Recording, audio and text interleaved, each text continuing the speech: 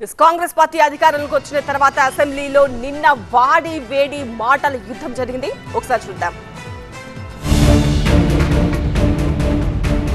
10 ఏళ్లుగా అధికారంలో ఉన్న బీఆర్ఎస్ ప్రతిపక్షంలోకి వెళ్ళింది. కొత్తగా అధికారం చేపట్టిన కాంగ్రెస్ గత ప్రభుత్వంలో జరిగిన తప్పిదాలను ఎత్తిచూపుతోంది. ఈ సందర్భంగా దివంగత నేతల పేర్లను ప్రస్తావిస్తూ ఇరుపక్షాలు ఒకరిపై ఒకరు ఆరోపణలు చేసుకున్నాయి. ఎన్నికల ప్రచారంలో ప్రధానంగా చర్చకు వచ్చిన ఇందిరమ్మ రాజ్యం అంశం అసెంబ్లీలోనూ ప్రస్తావనకు వచ్చింది. తెలంగాణలో ఇందిరమ్మ రాజ్యం తీసుకొస్తామని పదే పదే చెప్తోంది. అటు ఎన్నికల ప్రచారంలోనూ అదే చెప్పింది.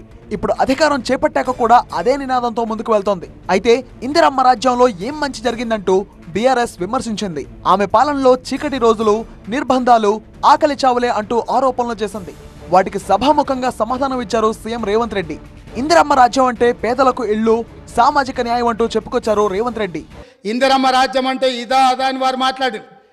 Car garage network great, claim cover great, price wait वाह प्राइस भी great. Tata AIG car insurance trusted नाम, फैंटास्टिक नाम.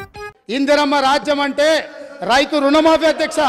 ఇందిరమ్మ రాజ్యం అంటే పేదలకు ఇందిరమ్మ ఇండ్లు ఇస్తాం, భూమి లేని దళితుల గిరిజనులకు అసైన్మెంట్ భూములు ఇస్తాం, పోడు భూముల పట్టాలు ఇస్తాం, పేదలు చదువుకునే విద్యార్థులకు ఫీజు రియంబర్స్మెంట్ ఇస్తాం, వైద్యం అందించలేని నిరుపేదలకు ప్రాణాలు పోతుంటే కుటుంబ సభ్యులుగా ఆదరించి రాజీవ్ ఆరోగ్యశ్రీ పథకాన్ని అందుబాటులోకి తీసుకొస్తాం. సీఎం రేవంత్ రెడ్డి వ్యాఖ్యలకు మాజీ మంత్రి హరీష్ రావు కౌంటర్ ఇచ్చారు. కాంగ్రెస్ చరిత్ర అంతా నయవంచనే అని ఆరోపించారు.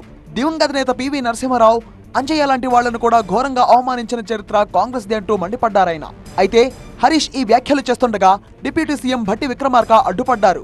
అధ్యక్ష, ఆ రోజు పివి నరసింహారావు గారు చనిపోతే కనీసం ఈ దేశ ప్రధానమంత్రిగా పనిచేసిన మన తెలుగు బిడ్డ గుంటెడు జాగ కూడా అయ్యేటువంటి చరిత్ర మీ కాంగ్రెస్. అయితే అధ్యక్ష, కాంగ్రెస్ పార్టీ చరిత్ర నేపథ్యం కుటుంబం ఇవాళ పివి నరసింహారావు గారిని అవమానపరిచినటువంటి చరిత్ర మన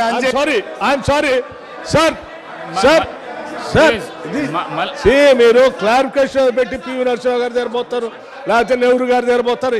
ఎన్ని సంవత్సరాలు పోతారండి పివి గారి దగ్గరికి? ఎన్ని సంవత్సరాలు పోతారు నెహ్రూ గారి దగ్గరికి? చెప్పి 10 సంవత్సరాలు అయిపోయా, చాలండి.